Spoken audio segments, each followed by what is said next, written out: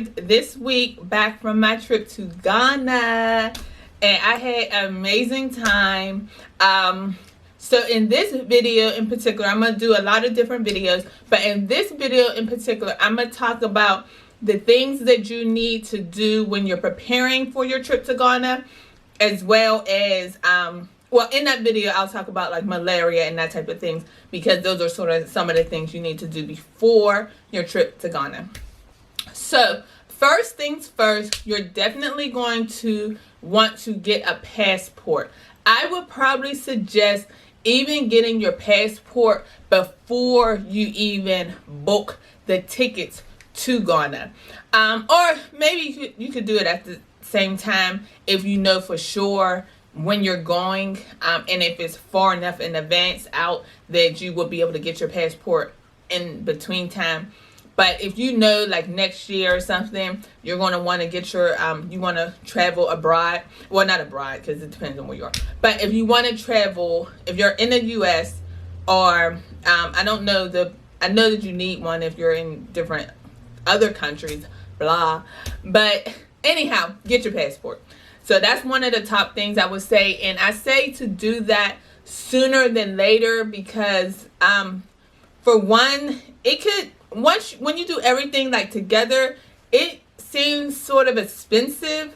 My passport, I had to end up expediting, and it ended up being about $200 with the expedition fee. So yeah, if you don't have to expedite it, I think it's like $120 or $130 or something like that. So that's one of the first things. And then after you get your passport, you're going to need to get a visa in it. Now, it only takes a week to get the visa, but of course, if you're waiting for that week, like maybe you might just do it 4 weeks in advance, you're going to sort of be pushing it, and you're probably going to end up being nervous and creating a lot more added stress for yourself, like I did, that it's just not needed. So I would say try to get your passport far out in advance, as well as your visa. So those are two things that you do not have to worry about. Another thing that I would highly suggest, besides the tickets, is if you are on any type of birth control, get that stuff done in advance.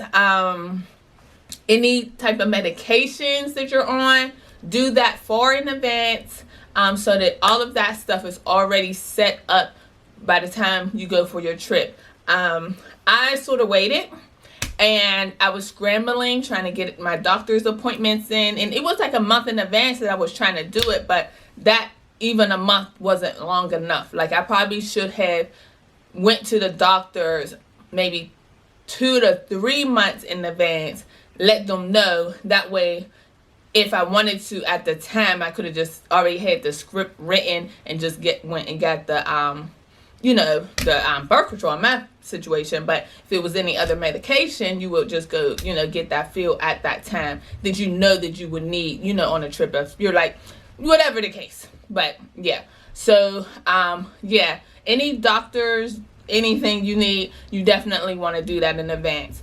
There are a few different vaccinations that are recommended. The only vaccination that I received was the yellow fever vaccination, and that is actually says it's a requirement, but no one at all checked to see if I got this yellow fever vaccination done, and that ran me about $200, maybe a little bit more than $200, and I had got that done. I'm sorry, this keeps feeling like it's falling. And I had got that done at the health department in my city. So I don't know how much it costs at doctor's offices. I don't think that they do them at the doctor's office. That's why I had to go to the health department. I just sort of went with the recommendations of other people who have had to have it. I didn't really do much research on it, but when I did ask, when I did go to the doctors for my birth control, they said that they do not do it there. So I don't know if other ones may have done it or not. Now, the malaria pills. I thought I would have got them at the health department when I got my yellow fever shot, but that was not the case. And again, because I didn't do the doctor's appointments for enough in advance, I actually got the yellow fever shot 10 days prior to leaving. So that wasn't very much time. Yeah. So when I went to do the malaria, I was not able to get into the doctor's office to get a script done. So I actually ended up having to go to CVS MedExpress, which ran me, I think, $70 to get a prescription just to get the malaria pills. And the malaria pills, my insurance does not cover. So those ran me about $90 for a 2-week supply. And I'm trying to tell you, I was like, not, like, I was like real undecisive if I wanted to get these pills, because like I said, after all these adding ups, you know, I had to expedite this and expedite that and all this extra stuff. I was like, I don't know if I want to, you know, get these pills. Is it really necessary? And I don't particularly like taking a lot of medicine if it's not necessary. But I went ahead and got it because I think I seen a video on YouTube where a lady had actually got malaria. And yeah, I was like, well, it's better safe than sorry. I would hate to go all the way over there and then end up getting sick. And beyond the fact of just being sick, which would be horrible, it's like, you know, I spent all this money to get over there and I want to enjoy myself. I don't want to spend my time being sick and trying to recover from malaria. So I went ahead and got the pills and started them right away. So when I was over there, so my boyfriend, he's over there and he hasn't had malaria pills. So that's why I was sort of also indecisive. And I'm like, well, the people over there, they live there and they don't take malaria pills every day, I'm sure. So, you know, what do they do? So it must not be that bad. But I was wrong, because when I was over there, I think I met one person, my cab driver, taxi driver, he had malaria at the time. He was at like the end stages of it, recovering from malaria. And then my boyfriend's uncle was saying, oh yeah, I had malaria a whole bunch of times. And I'm like, oh, okay, so this is actually something that does occur here with the mosquitoes. They actually do give you malaria. It's not just, you know, here and there, like a very slim chance. So I will say I will probably recommend getting the malaria pills if you do not want to get sick or have to worry about the possibility of getting sick. Now, I did not see a ton of mosquitoes. I did at night when we would go to the beach. Like, at one point, they were chasing us. Like, I had to, like, yell at my boyfriend, like, get in his car, because there was, like, a swarm of mosquitoes all around him. They were all around me. They were laughing at me because I was running. But I'm like, they're chasing me. Like, yes, I'm going to run and I'm going to hop in this car. And he's like laughing. And then I look up at him and they're all over his head and everything. So he had to jump in the car. And then when he jumped in the car, a whole bunch came in the car with us. So we're in there like smacking the mosquitoes and stuff. It was crazy. So at the beach at night, like not on the actual beach, like the ocean, but you know, like when you're walking up to the beach, there were a gazillion mosquitoes. So definitely put on your mosquito repellent and take your malaria pills. So another thing, so that brings me like to the next thing in terms of things to pack. Now, I wanted to be cute, you know what I mean? Because I haven't seen my boyfriend in a long time, so I wanted to be really cute. You know, everything I brought was almost sexy, like just about everything. I did bring a couple t-shirts because I wanted to go like to the forest area and that type of thing, and you know, outdoor things. So I did bring literally like maybe a couple like, or three, I think it was two though, t-shirts, one pair of pants, well, two pair of pants, because I brought some pink leggings and one pair of jeans, and then I brought two pair of shorts. Every single thing else was dresses.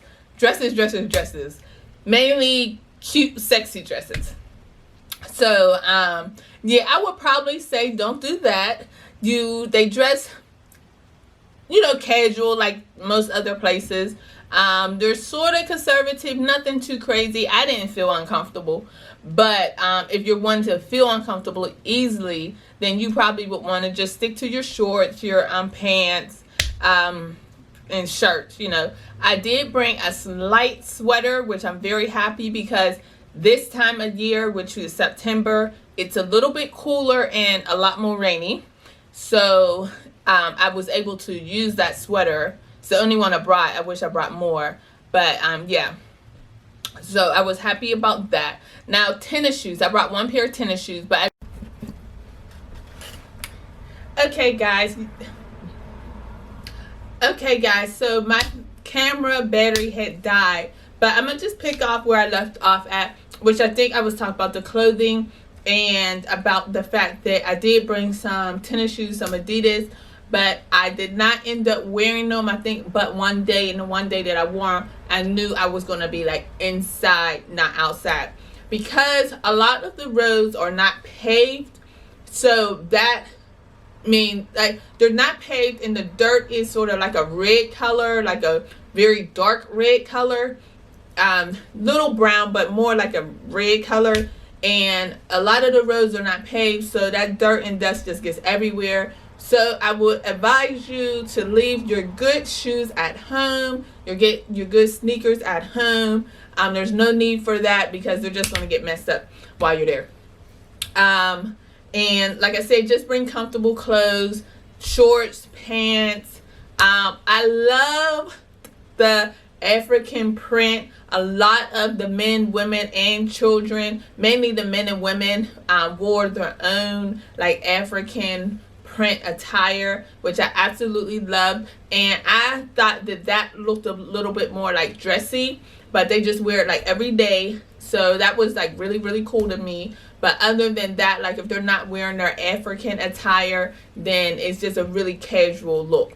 Unless you're like going out or whatever at night to the club, or going to like a nice dinner or something like that. Other than that, I would just say that those are the main things that you would need to do before leaving, packing. Definitely make sure all your travel documents are in order.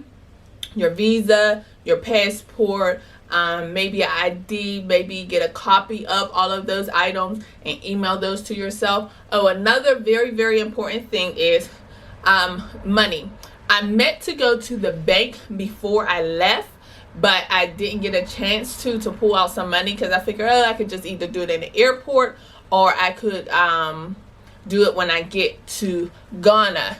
Mainly I was thinking the airport, but I forgot I took my cards out of my wallet just so that, because I didn't think I would need them.